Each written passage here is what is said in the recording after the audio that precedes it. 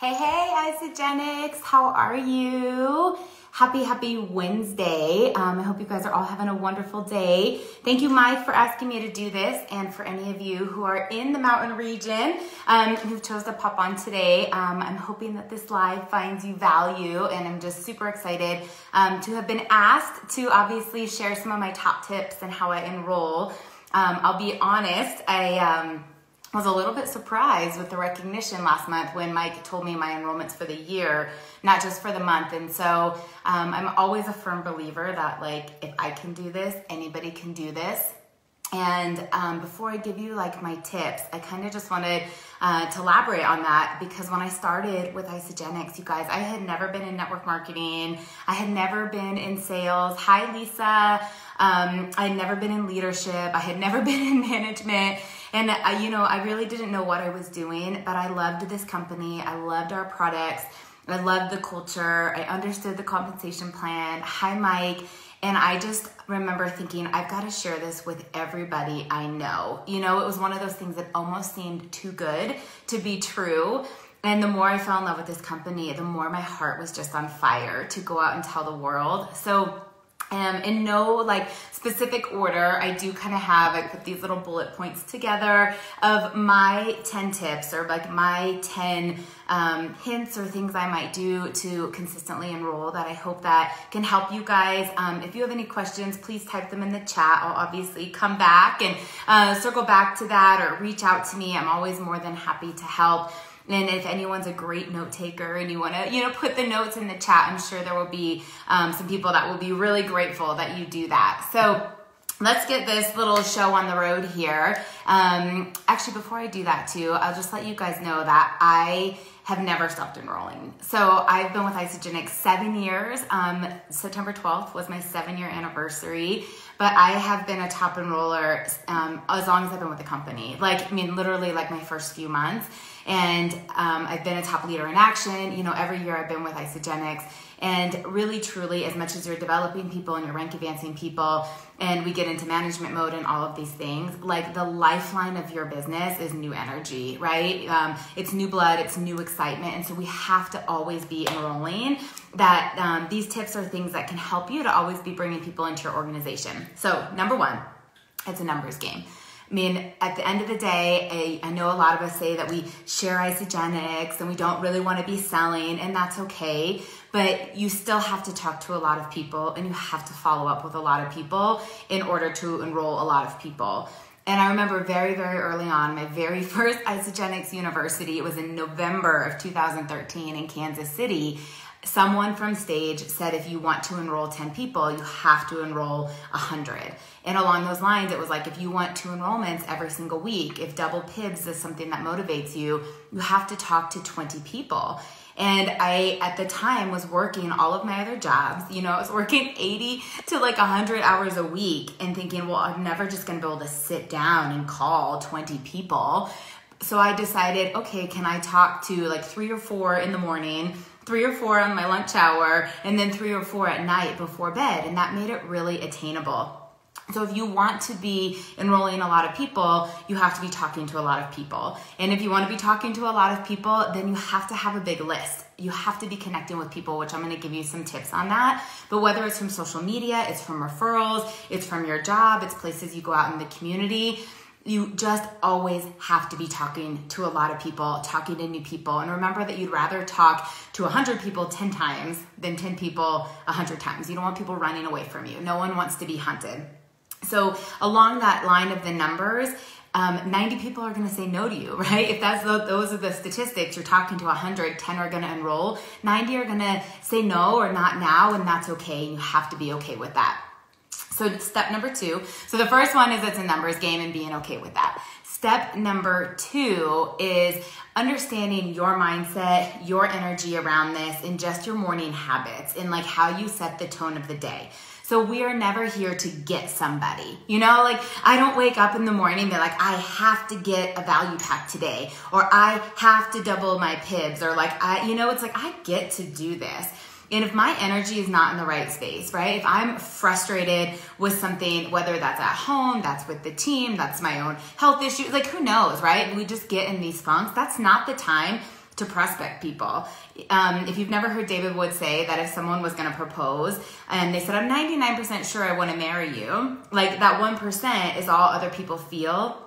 Sometimes it doesn't matter exactly what you're saying. It's how you're saying it. It's why you're doing it that people are drawn to. My good friend Jessica Rigner always talks about being able to excite people and confuse people. It's like, oh my gosh, it's amazing. You've got to do this. Join me. And people don't even really know what's happening, but you're so magnetic. You're so like electrifying that people want to join you.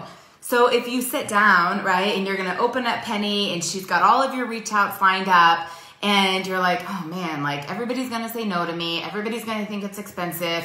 All these people are going to think I'm in a pyramid scheme and I have to do this, or Lauren's not going to work with me, or my leader's not going to mentor me if I don't do all these things, you know, and you're like, hi, I don't know if you've seen what I'm doing, but I wanted to talk to you about Isagenix. I mean, no one wants to enroll with Eeyore, right? Nobody.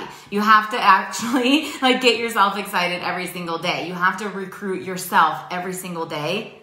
So if that means you're listening to a podcast that fires you up, if you're going through affirmations, if you're doing some gratitude, like what are the things you do to even set your day? Every single day, you guys, I listen to a podcast. I actually have an accountability group with some other girlfriends with it. Paige Stoyle's in that group. And we listen to it every single day and we type our takeaways. So today I was listening to an Evan Carmichael podcast, and there were some takeaways from Mel Robbins and Simon Sinek and David Goggins. And those things fire me up. And when David Goggins is talking about like, you're not here to be average, I'm like, heck no, I'm not here to be average. Let's go, right? I've got a business to build and people to recruit and lives to change. And it will shift your energy that people want to be around you. So step number 2 is always the personal growth, your mindset and your energy, and what your daily habits are, that you're not only being a product of the product, but you're living out this culture and you are a magnet. My favorite line to teach my team is every single day you're a shield or a magnet. Do you want to repel people or do you want to draw people into you? So step number 3, always be connecting. No matter where you are, if you're at parties, if you are at the gym, if you are online, if you're offline, hi Miss Trudy, if you're at work, like you always want to be talking to people. And now that doesn't mean that you have the intent to close them. Like I don't go to baby showers, I don't go to bachelorette parties, I don't go to birthday parties necessarily with sample packs and business cards and the intent to like enroll all of the girlfriends there, but I'm always excited to meet new people. Be a master connector. I'm always finding ways that we can connect on social media. So there's ways to stay in touch, ways to get to know each other, ways to ask for referrals, that you have to just meet people and have like a thought in your mind of, if I never saw this person again, right? Like I have one opportunity to be able to connect with them. So there's a second touch, or this might be the only opportunity to be able to share Isagenix with them, that you've kind of just got to go for it. And I remember when I first got started, and Janie Elo telling me that she met Kelly Dickerhoof on the plane. And from here on out, every time I got on a plane, I thought that could be the next Kelly Dickerhoof. And if I don't talk to her, like I'm always going to be regretting that. And so when I'm connecting with people, I am not doing my elevator pitch necessarily, but I'm finding a way to have another conversation afterwards. So if we go out to eat and we have a server who's absolutely incredible, right? They have great customer service. They're super fun. They pay attention to detail. I'll tell them that, right? I'd be like, Lisa, you were amazing. Thank you for making our dining experience so special. I'm always looking for people with your skill set. I own my own business and I would love to be able to chat with you and tell you more and see if this is something that you think would be a fit for you. What's the best way to get in touch with you? Do you want to connect on social media? Would you like to give me your number and email and I can circle back to you? And here's a little extra tip, get their information, right? Don't give them your card. They're never going to call you. But learning how to do that. Sometimes when I go in and like to a boutique or to a clothing store and I'm impressed with the customer service, I tell them, hi Erica, hi Pamela, and I'll say, you are amazing. Like, thank you so much for making my experience so much pleasurable today. I'm a talent scout and I'm looking for people with your skill set. I would love to invite you to take a look at what I do, but I need to get a hold of you this week. Is it better to email you or call you? And your posture and your conviction, people will give you those information. So if you're like, I've gone through everybody in my list, I've called all of my friends in my phone, which you haven't because you've judged about 90% of them, and told yourself why they're too rich, too poor, too small, too big, too busy, not busy enough, whatever it is. You've given yourself all these reasons that you still have probably not contacted everybody in your phone or everybody in your friends list on Facebook.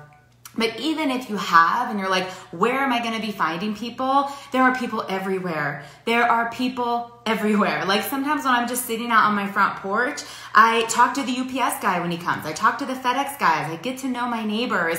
You're always building these relationships because people want to do business with people they know, like, and trust.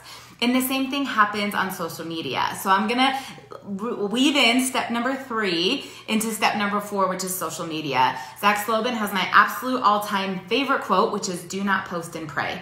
It is awesome if you have an amazing transformation. If your team members have an amazing transformation, it is awesome that you want to share that and ignite other people and celebrate them.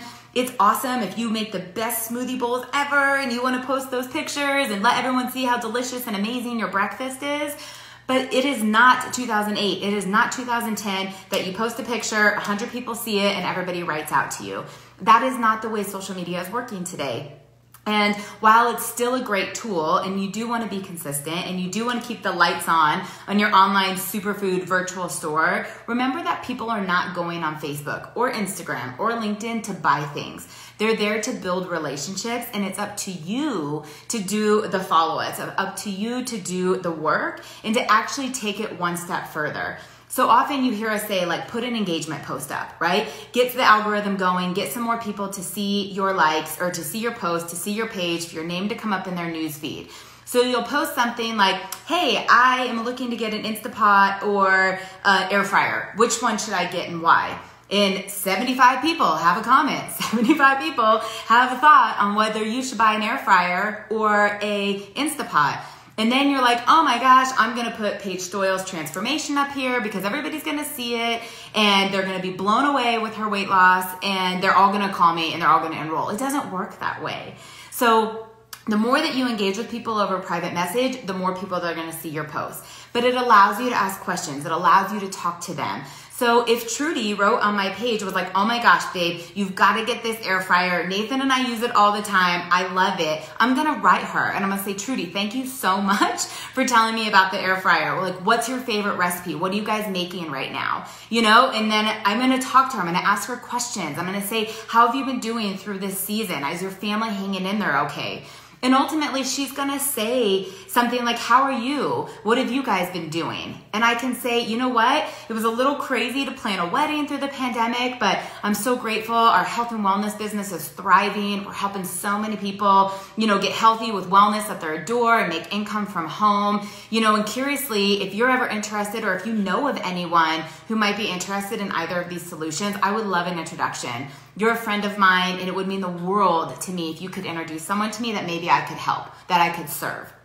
So now I've taken this Instapot air fryer conversation into a private message, established the relationship, and then asked them to take a look, okay? So this way of like using social media, I'm gonna take one step further. I am always joining new groups, and I am always friend requesting people. Now, I don't have a standard message, and I really encourage my team to not have a message and send the exact same thing to 50 people. You know, we've all been on the receiving end of that, of like, really? Like, that's how you want to recruit me? It doesn't make people feel good. Hi, Todd. You know, I like to join groups of people I would be friends with in real life, okay? So there are so many Facebook groups out there.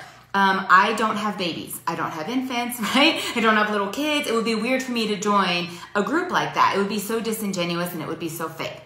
I also don't have dogs. I don't really love dogs. Sorry guys, no offense. Don't like dog hair on my stuff. So I'm not going to join a dog group. Those are people I'm not going to build my tribe with. However, I am a bonus mom, okay? I now have a blended family and it has been a unique role for me. And so I joined these bonus Facebook groups, bonus mom Facebook groups. I joined these blended family groups. And here's the trick. Again, you're not just posting and praying. And I'm not going to go in a bonus mom Facebook group and put up a transformation and say, hey, if anybody wants to do a 30-day, get a hold of me. Not only will I get kicked out of the group immediately, but that's not why I'm there, right? So I want to add value, I want to ask value, and then build these relationships outside of the group.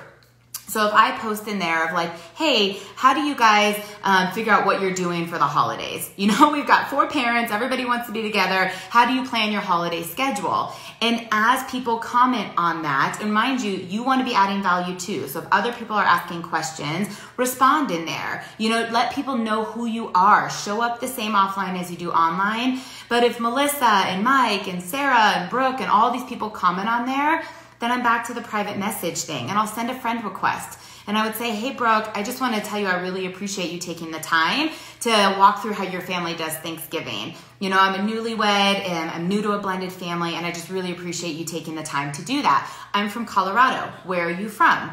And she'll say, oh yeah, no problem if you need anything else. You know, I'm from Arizona.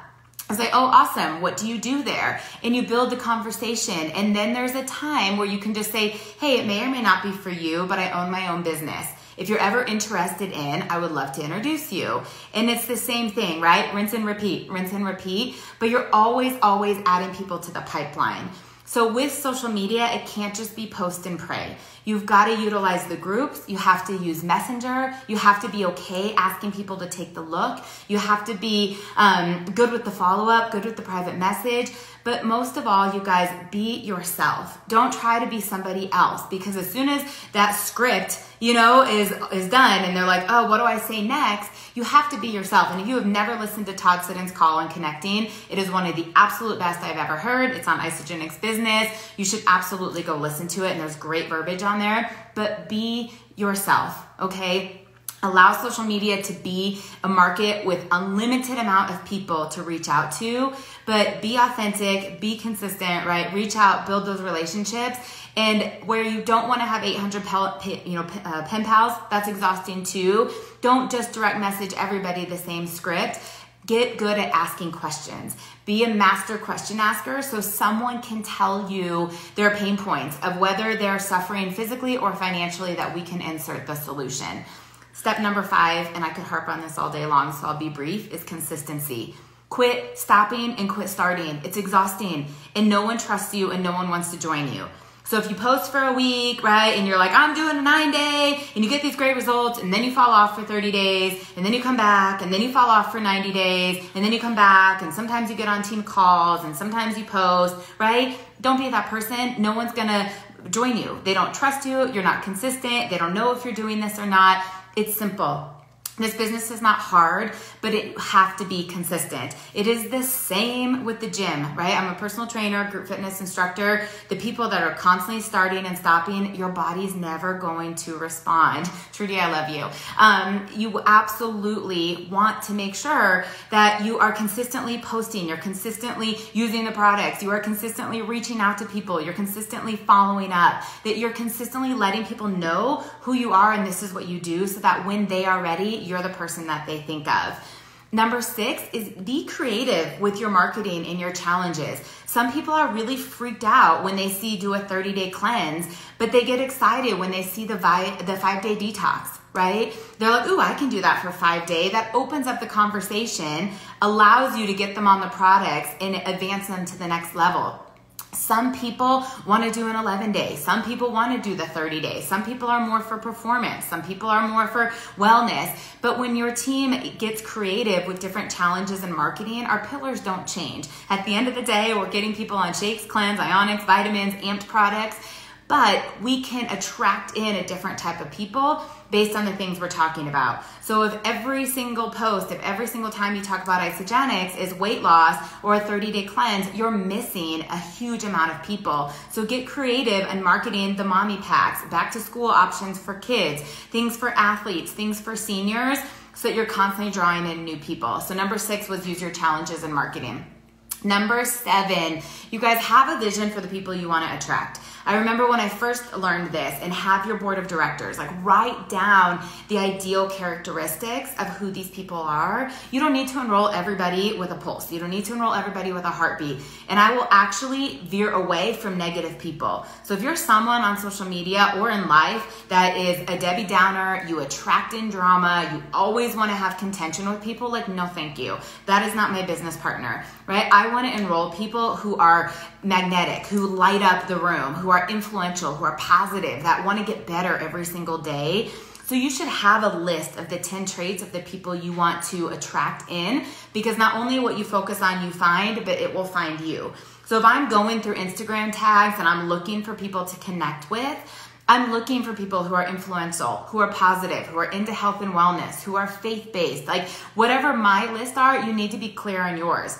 Maybe you like athletes because you know that they are competitive. Maybe you're looking for other moms, but have that list so that you are focusing on your avatar. I truly believe that if you try to reach everyone, you'll reach no one. So there is an abundance of people out there. We don't all have to compete with everybody else. So get clear on who you want to partner with, who you want to serve, and start to attract in those people.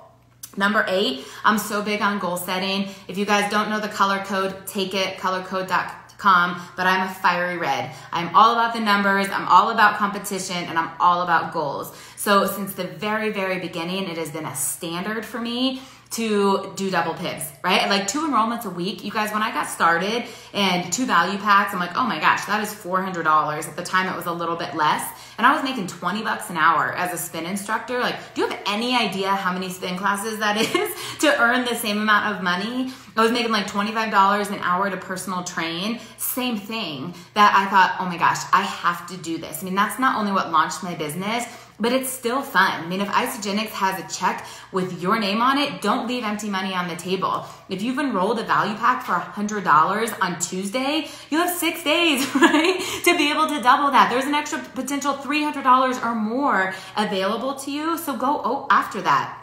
If you're not tracking Leader in Action, how much of a business do you really want to have? Even if Fiji doesn't motivate you, maybe you say, you know what, I'm not going to travel right now. I don't really care about the trip. It's so much more than the trip, right? Those are the income producing activities. That is you focused on you. It's focused on your team. It's focused on everybody's growth. That just like any business that has KPIs, key performance indicators, if you are not tracking your business, you're just not that committed. And that's fine. And if you want to treat it like a hobby, then be okay with hobby money. But if you're looking at some people in this group who make gangster money, right, either as a side hustle or full time, then you have to be good at setting goals. How many enrollments, how many rank advancements, how many team rank advancements, and it starts simple. And so I have always gotten free vitamins. Like I'm so obsessed with the Complete Essentials and I don't want to pay for them. If Isagenix is giving them to me for free because I bring in 5 new people, that's 1 a week. Any of you can do that, right? Double pibs, all of that money, because it's bonus money, goes back into my team. I go for double pibs so that I can buy my top enroller that week a Lulu jacket. I can send flowers when we rank advance someone. We can do a gift fund if someone loses someone in the team. All of that bonus money, you guys, I reinvest into the team because that's exactly what it is. It's bonus money. So I have 2 more tips for you. Number 9 is get good at closing. I know this is awkward for some people. I was on a 3-way call the other day and they wanted me to just listen and like be able to give them feedback. And the girl was like, yeah, it sounds good. And the sponsor, soon-to-be sponsor, was like, yeah, it really is awesome. And the girl's like, yeah, I think, you know, it sounds like it'd be really great. And the girl's like, yeah, you'd really love it. And I was like, oh my goodness, somebody asked for the flavors. And so however it is that you are okay with asking for the sale, right? Asking for the close. There are some amazing podcasts out there. Chris Harder has one, you know, Lynn Hagedorn has one. Listen to them. Isagenix has these tools for you. But when someone's really interested and just say, awesome, our, value pack comes with 4 containers of shakes. Your choices are chocolate, vanilla, strawberry, and birthday cake. Would you like to mix and match or do you want all of one flavor? Like sometimes you just have to go into it. Sometimes we're like, oh yeah, it's awesome. I'm like, cool. I was like, we have the fastest shipping. You're going to get it in just a handful of days. I need to know if I'm sending it to your office or to your home to be able to ask for that. But a little bit less aggressive, and a question that I teach my team and I would love to teach all of you is, after you've gone through some questions, you know what they're spending every single day and you know how committed they are, you know their why, I will say, is there anything else I have not answered, or do you have any specific questions, or do you feel comfortable with me making some recommendations on how to get you started today? Because at that point, they're either going to say, okay, I have celiac disease. Is it gluten-free? Or they're going to say something to you like, actually, I'm on some medications. Is it okay for me to do this? Or whatever the questions may be that will get asked. But the second thing it does is it takes the guard down. They're not going to feel pressured. They are not going to feel like it's a hard close because you're asking. So if I was on the phone with Todd, and I'm talking to him and I was like, hey, like how much do you spend a day on food? He tells me the answer. How committed are you to these products? He tells me the answer. And I'll just say, hey, is there anything else I haven't answered for you? Or do you have any specific questions? Or do you feel comfortable with me making the recommendations on the best way to get started? Most people are like, yeah, please do it. Then you've got your good, your better, your best. You're ready to go with the basic, the value, the premium, whatever systems you like to lead with. But you have to get good at closing. Otherwise, there's this ping pong ball going back and forth and it's like, what? You know what I mean? And it's not good for anybody. And I know it can be a little bit uncomfortable, but remember, people want to be led through the buying process. You're not pushing, you're not convincing people to do this, you're not dragging people, but they're going to trust your confidence and assertiveness, because if you can lead them into the close, you can lead them into their transformation. And my 10th and final tip for you guys today is resiliency. This business is going to challenge you at every step of the way, okay? And you have to have grit. You have to have emotional stability. There are things that if they're going to take you out early on, it's the same things that are going to challenge you and take you out later on. I tell my team all the time, if you can't handle a return, right? If you are coaching someone that got diarrhea, got heartburn, they ate pizza every day and so the products didn't work or whatever, and they quit on Isagenix and they return the products, which we know it's not the products that don't work. If you can't handle that as a newer consultant, you are never going to be able to handle when someone leaves. When they decide, you know what, Isagenix not for me, I'm going to another company. When one of your executives just quits. Like, there are challenges at every level of this business. And at the end of the day, you cannot look up and expect your upline to do it for you. You cannot look down and expect your downline to do it, right? You are there to help them. You are not expecting them to build your business. And you have to be tough. You have to know that 90% of people are going to say not now to you, and that's okay. If you guys have never seen me train on the comp plan in Nashville last year, I talked about people are going to unfriend you. People are going to talk about you. You know what? People are going to talk about you anyways. So you might as well give them something to talk about. There's a lot of people early on that judged what I was doing when I said I was going to put Colorado on the map, that I was going to build an explosive team. And thousands of people later, so many of those original critics and haters have come back to me. So this is your dreams, your visions, your goals. Do not let comparison take you out of the game. Your beginning might be someone else's middle. Do not let judgment take you out of the game. Don't let haters take you out of the game. You're here for a reason, and I can promise you this. If you are on this live, you are in this page because Isagenix has impacted your life physically or financially. And the fact that you are here is because someone shared it with you. So don't ever let someone take your sparkle and joy away for paying it forward. So I hope this was helpful, you guys. I'll read them off, my top 10. Let me know how else I can serve you. Mike, thank you for inviting me to do this. Thank you guys for watching today. But number one was it's a numbers game, like always having people to enroll and knowing that a lot of people are going to say no. Number two was your energy, your mindset, your morning habits to really set the tone before you recruit and prospect. Number three was always be connecting both outside, your cold market, your friends, online, wherever that may be. Number four is social media. Please don't post and pray. Engage people, follow up, build relationships. Number five is be consistent. Number six, get creative with your challenges and your marketing. Number seven, have a vision for the people you want to attract. Like, what are the key qualities of your board of directors? Number eight, set goals. Track them. Go after double pivots and your leader and action points. Number 10, get good at closing. And number 9 and number 10, be resilient. I love you guys. Happy Wednesday. Have a great day.